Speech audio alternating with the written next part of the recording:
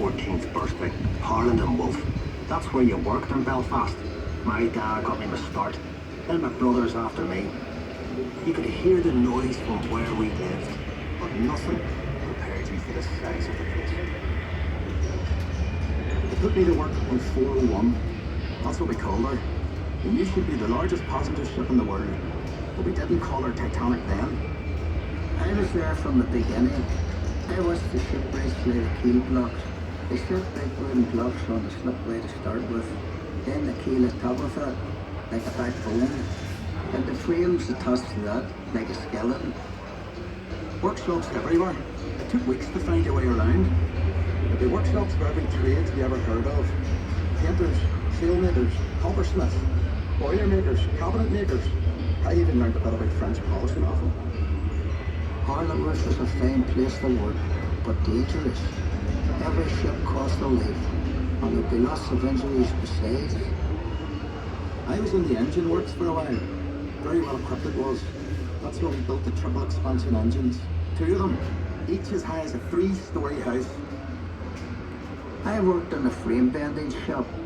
You'd heat steel beams in the furnace, then hook them onto slabs of cast iron and hammer them curved.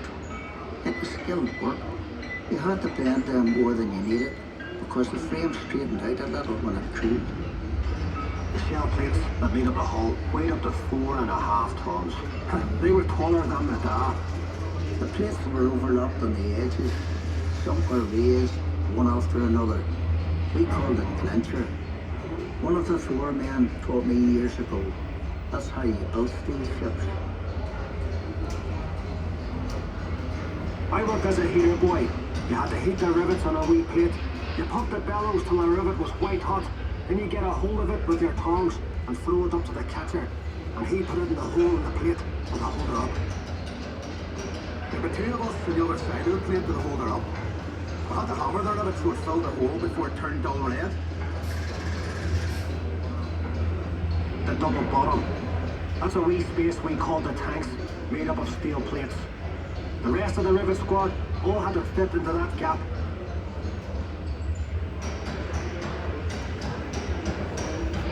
One of the foremen would check each rivet with a special hammer. If it made a ringing sound, we'd have to get back and chase it out afterward. I'd get scared working down in that double bottom. You only had candles for light. And the constant hammering against the shell plates.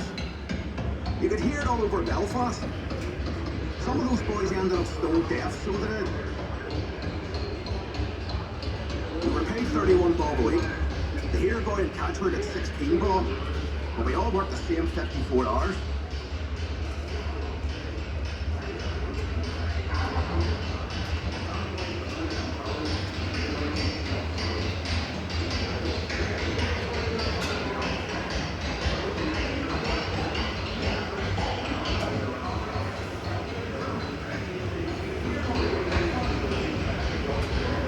The stern frame had to be strong enough to take the rudder turning in heavy seas. You'd have all these timbers and guy wires to steady the frame, and men scurrying around like ants underneath. When we came to launch day, I was torn between pride and fear. The standing ways were coated in tallow, train oil and soft soap. So the ship would slide when they shifted her weight off the blocks. That was the most dangerous part. When the shipwrights were knocking away the last props. They were under compression, you see, and the sliding ways would be released by the hydraulic trigger. 100,000 people watched the launch. Some paid a bob to sit in the reserved seating. There were extra trams laid on. Then we all went off to the pub to wish her well. Look, you were proud to be an island man that day. And Titanic was the pride of Belfast.